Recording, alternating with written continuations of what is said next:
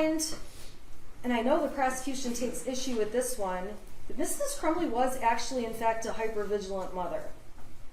She's the kind of mother who is going to the friend's mom to chase down why he's having a moody and kind of depressed day. She's on Power Schools on the app multiple times a day checking for missing assignments. She's emailing teachers about grades. Christy Gibson Marshall, the assistant principal, who did do one of the bravest things I've ever seen, she testified she saw the shooter's face and couldn't believe it was him. And the reason she couldn't believe it was him is because it was so unforeseeable. Mrs. Crumbley's hypervigilance also comes when you look at how she takes him for medical appointments. They're at the urgent care because some little mole on his back changed colors when she's applying sunscreen. I think of myself as a hypervigilant mother, and I've never noticed any moles on my kid's back, and I must need to go home and look. Because when I look at the actions of Mrs. Crumbley, she actually pays far more attention to that kind of thing and other things than I do. I could easily be sitting in her chair. When her son's experiencing headaches and medical issues, she's at the doctor or doing virtual visits. There's no reason to believe that's not true. With the headaches, they go through a whole process. She gets a whole x-ray done of his head. She takes him to the eye doctor to see if that's causing the issue. Ultimately, she pays and puts braces on his teeth. Then, he's a bad brusher, so she's going to the extent of getting the braces off his teeth so he can get the cavities fixed, 13 cavities. I would go crazy on my kid. And she's just doing each thing she needs to do as a hypervigilant mother. And yes, a hypervigilant mother can have a drink once in a while. I'm a hypervigilant mother, and I not only have a drink once in a while, but sometimes I've been known to have 2 or 3 or maybe a bottle. Reasonable doubt can be found from the fact that Jennifer Crumbley did her best as a mother. While going to the shooting range is not her thing, she's trying to find a way to bond with her son, who has just had his best friend move away. She took him camping, took him on trips, brought the second son along like I've already talked about. She let him have pets. He has the cutest little kitten you've ever seen in these Facebook pictures. Board game nights with him. She's not neglecting him in any way. And if anything, she's going to the gun range for him, not because she enjoys it. You can tell how much she loves it when she gets up there, shoots a couple shots, and then just stands there letting him enjoy the activity he likes. And I do the same thing for my kid. He likes to go to skate parks. I would rather do anything but go to the skate park. But I sit there and watch and say, oh, that was amazing. And all I hear is, Mom, watch this. Mom, watch this. Mom, watch this. And I would rather do anything else. But Mrs. Crumbley on that day is trying her best to bond with her child and have a relationship. Showing the pictures of the messy house was just not necessary. And the prosecution explained to you they weren't trying to prove she had a messy house, but much of it was just so unnecessary that I would suggest they are trying to make her look bad. They do kind of make her look a little bit like a hoarder. But if you saw pictures of my house right now, like a snapshot in time, you'd be just as horrified. I've been so busy getting ready for this trial, ready for all the fun we've had in the court and through these last few weeks. I still have my Christmas trees up. I was complaining to my husband the other day, oh my God, we still have our Christmas trees up. This is embarrassing. And he said, hey Shannon, we still have ceramic pumpkins up. And I realized, oh yeah, all of our fall decorations are out too. And right now, I have piles of laundry all over. My kids over Christmas break put together stacks of stuff I need to take to the Salvation Army.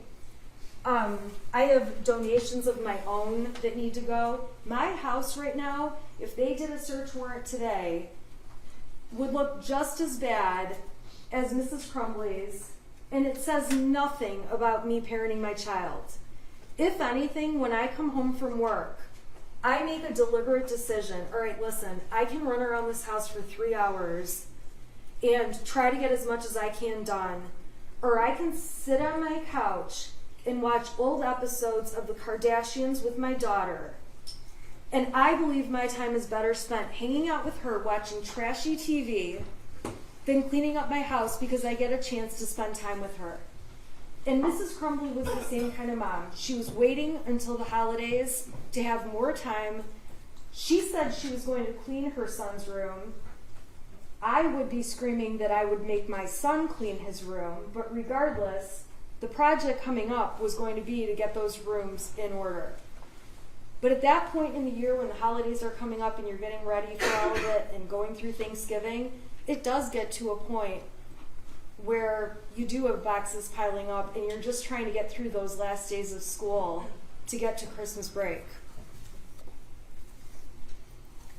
There's reasonable doubt when you look at what Mrs. Crumbley thought after the meeting with Mr. Hopkins and Mr. Ejak. The state of mind she was in and her thoughts and what she was thinking come in through her statements. She thought everything was way less of a big deal when she left that meeting. She thought leaving him in school with his friends was the better decision based on Hopkins saying peer support is a good thing. She thought making him an appointment was sufficient. An appointment within 48 hours was sufficient. That doesn't even mean the appointment was going to be within 48 hours. Reasonable doubt can be seen in the video when Mrs. Crumbley first sees her son at the substation. Her reaction to seeing him in this complete state of disbelief as to what's going on is to look at him and say, why? Why? She doesn't look at him and say, I knew you were going to do this. She doesn't look at him and say, see, I knew we shouldn't have bought that gun. She says, why? Why? And when he says, take care of Dexter, she cannot believe that's her son and goes back into the other room with her husband and says, what the fuck? He didn't even care. And while the prosecution asked questions about, well, she's not sobbing, and we hear sobbing, and that's clearly James. James is sobbing. When you look at the video, if you decide you need to see it, Mrs. Crumbley is dabbing her eyes and wiping her eyes. And fine, she's not the crier some other people are.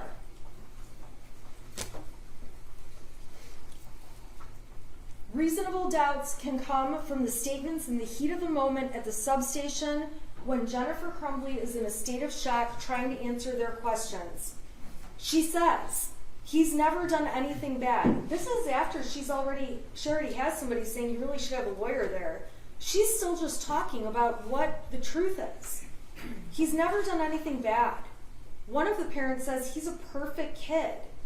Jennifer Crumbley tells them the most of an issue he ever has is anxiety over tests.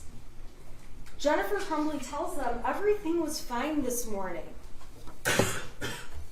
In the statements Jennifer Crumbley made when she was in the car and doesn't even know yet if there has been fatalities, she says he's never done anything. She acknowledges he ruined lives today. She says, it's the first time I've ever seen him do anything. She says, he's a good kid. He's never angry. He's mellow. He's not what he looks like. He's not a monster. And she's not a monster either. She explains to them in detail when they ask, he's never had mental issues. In those moments, she can't even think straight about life around her. She's worrying about a horse and her job and all kinds of random stuff. And ladies and gentlemen, when emergencies happen, life doesn't just stop. So the fact that she's able to function and think, I still need a job, I need some money, I need a phone that works, that doesn't mean she thought her son would terrorize and kill people and shoot people at a school. Her reaction when she finds out there are fatalities was genuine and honest. And she broke down crying, although she does continue to keep answering their questions. She explains why she feels like fatalities are different. She explained that on the stand. If he had shot people and injured them, it was something they could at least deal with. But a fatality is a fatality and can never be changed.